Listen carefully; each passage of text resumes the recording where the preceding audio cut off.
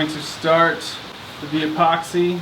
Gotta remember to prep the wood. So they say prep it just by wiping it down with like a damp cloth, either with water, maybe some mineral spirits. You basically just want to get all the dust and any dirt or anything that could be on there off. So I'm going to seal this with an epoxy resin, and I'm using the Total Boat Epoxy resin and hardener.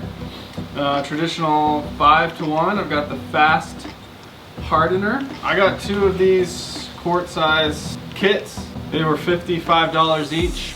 So I'm hoping that that's enough to cover everything. If it's not, I don't know what I'm gonna do. Maybe I'll just go get a cheaper wood sealer for the rest of the wood and call it good. Didn't realize this. I swear these kits came with pumps, but apparently due to COVID and all that crap, they don't have any pumps.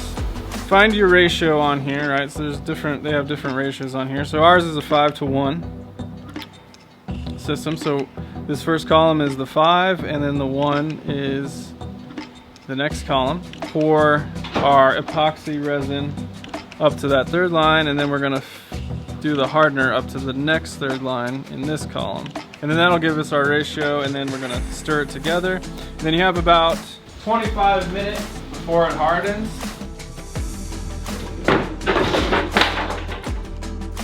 So it didn't take me long to realize that this epoxy was not going to be enough to cover all of my plywood. It was very thick, much thicker than I realized, and it took a lot of work and strength to spread it out as much as I could. It was very sticky and very hard to paint on. It took about half of a bottle just to cover the top of one piece of plywood. So I then decided to only do the outside edges of the rest of the plywood and hope that I would have enough epoxy to do just that. And the reasoning being that these edges on the outside are the ones that are going to be most susceptible, right? These are the ones that go into the C channel. So I did that, and then I bought a secondary wood sealer that was oil-based to cover the rest of the plywood material. But I also ran out of time as the weather got cold, and that oil-based sealer required to be at 55 degrees for 48 hours after painting. So I quickly took all the pieces of wood back up to my house in Haley, kept them in my garage, and did all the painting there. How's it pain in the butt? Alright, got the system going in my garage for painting this, or sealing the subfloor here. Got boards that are done over there, boards that I painted, boards that need to be painted. Got such limited space, I can only do, one board on the sawhorses at a time. I had to get a little creative, and since I'm only epoxying the outside edges that go into the C channel, I'm able to flip it over so I can do both sides at once, since the sawhorse is not touching any of the wet parts. So, all the epoxy stuff's on the edge. So I'm able to do all the way around the board at once so that, I can get it all done at once and it can dry. And then I came up with this idea to put another board on top of it and use a toolbox container just to space it out and give it the space that it needs. So then I was able to do, 2 boards at once. This board, and especially this area right here, is going to be under the bathroom and under the shower. So yeah, I just coated this one a lot more. I wanted to hit the areas that are going to be even more susceptible to leaking or water damage, and just make sure they had a good coat of that epoxy. The rest of this stuff that I didn't hit with epoxy will just seal with that Thompson's waterproofer. And this is also along the wheel wells, so that's going to be exposed a lot more to water. It's going good though.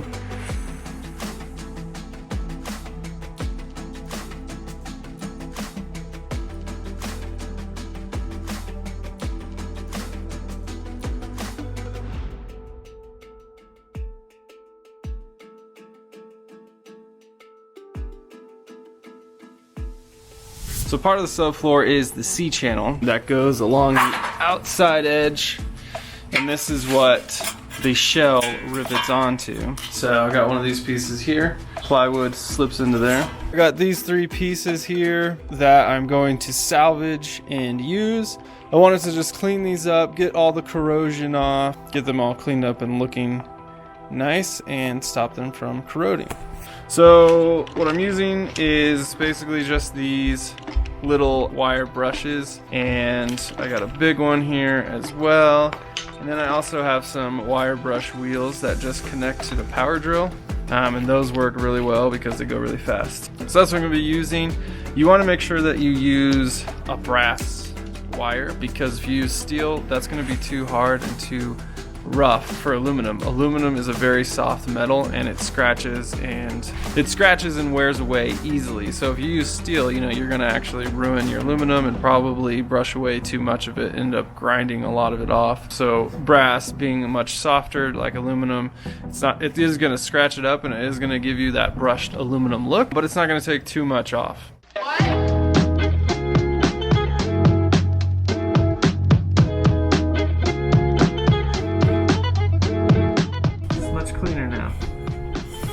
Got kind of a brushed aluminum look, and yeah, we're not going to see this piece anyway, but main thing is got all the corrosion off and all the extra gunk, and I'll just have a nice clean smooth piece. Oh, alright ladies and gentlemen, I honestly have no idea where I'm at in this process with this video, so hopefully everything comes together in a clear and concise way. But honestly, it's just been so stressful and hectic during this whole time that it's been really hard to focus on making this video. So hopefully I'm able to put it all together and it comes out good, and I appreciate the grace that you're giving me during this difficult time. I have finished sealing all the boards, got it all done 2 days ago, and it has been 48 hours since I painted the last board, so they all should be dry right now. And I've actually got them all, well, not all of them, but a couple of them were pretty bowed when I got them, and they were starting to get even more bowed. So I just piled a bunch of stuff on them to get them to flatten out while they sit in the garage for a couple days. So they've been sitting like this for the last 48 hours. I just wanted to straighten them out to make it a little easier to work with when getting them all put together with the C channels and all that stuff, and that way it's a lot easier, because working with the bowed boards would be pretty difficult. Anyway, I thought I was going to be headed down to Utah this weekend to get the C channel, because I thought he said it was going to ship out last Thursday from the Airstream factory. Apparently Airstream still has not shipped it out.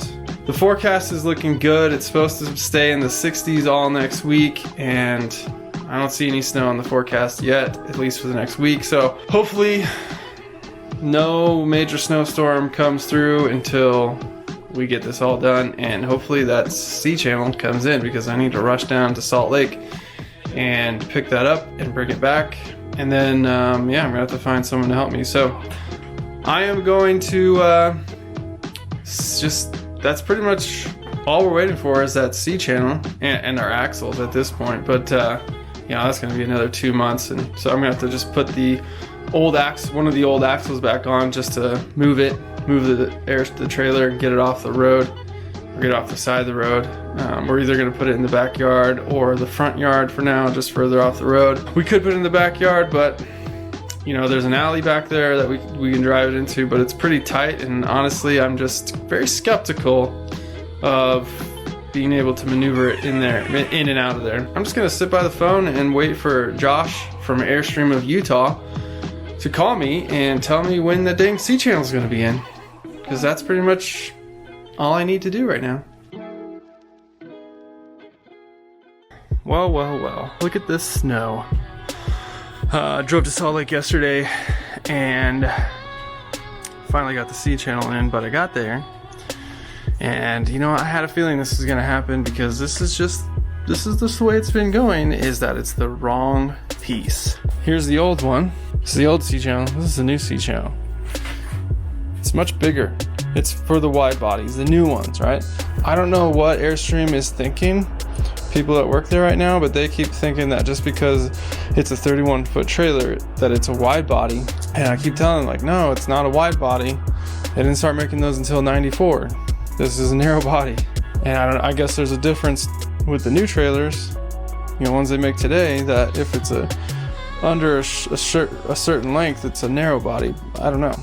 Extremely frustrated with that. Well, not really. You know what? I knew it was going to happen. it's just, at this point, it's just kind of comical. I did ask Ian Miller over at Miller Garage, because I know that he had the same issue where a client of his got the newer wide body Airstream for an older one, and what he ended up doing, I think, was cutting out that 6 inches from the middle and making it work, then putting it together, and you're obviously going to have a seam in there. But the other thing is it doesn't really line up.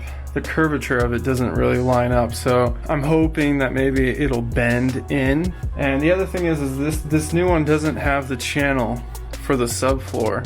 It just sits on top of the subfloor, which isn't a big deal, other than that it leaves the subfloor edge exposed, aside from any aluminum from the shell. So I'm just trying to think about that and what I'm gonna do.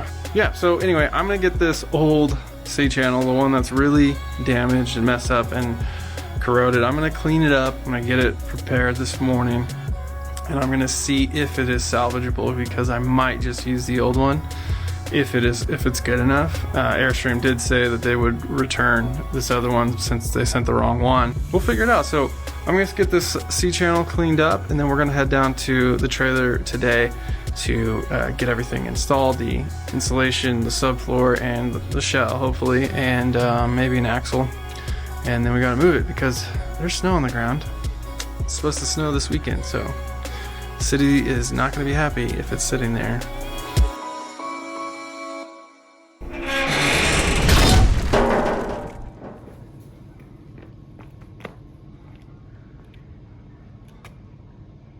Oh no.